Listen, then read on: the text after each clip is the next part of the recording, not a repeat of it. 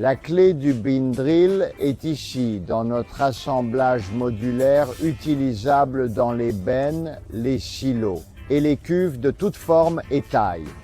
Nous commencerons par calculer le nombre de sections de forage nécessaires pour atteindre votre profondeur de forage souhaitée sans atteindre le fond de votre réservoir ou d'autres obstacles connus. Suivez la formule simple indiquée dans votre manuel technique pour calculer le nombre de sections nécessaires et contactez Pneumat si vous avez des questions sur la réalisation de ceci. Détermination. À ce stade, nous retirerons les sections nécessaires de leur support pratique et les placerons à portée de main de l'opérateur. Nous recommandons de commencer toute opération de forage en installant uniquement le trépan de 2 pouces et en le faisant descendre jusqu'à la profondeur finale souhaitée et de le remonter, créant un trou pilote pour que les trépans plus grands puissent le suivre. Il y a souvent un vide en haut du bac au-dessus du matériau à percer. Dans ces situations, nous pouvons économiser du temps en préassemblant jusqu'à 4 ou 5 sections de tarière. Si vous en mettez plus, l'assemblage peut devenir trop lourd à installer en toute sécurité.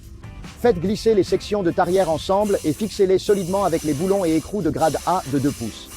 Prêt à installer l'ensemble de forage dans le support du bac. À partir de maintenant, nous devrons faire très attention à ne pas laisser tomber accidentellement l'ensemble de forage dans la benne. Pour ne pas abîmer votre matériel ou bac, restez concentré, vérifiez 2 fois pour éviter tout blocage ou boulonnage, ou de serrage qui pourrait entraîner la chute de l'ensemble de forage. Descendez les sections du trépan dans l'ouverture du bac et glissez le haut sur la broche du moteur. Tournez l'ensemble jusqu'à l'alignement des trous, puis insérez la goupille transversale pour le fixer au moteur.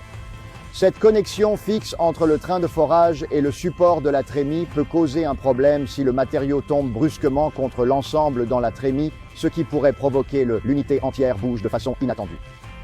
Gardez cela à l'esprit au début du forage et positionnez-vous toujours à une distance de sécurité de cette zone de recul.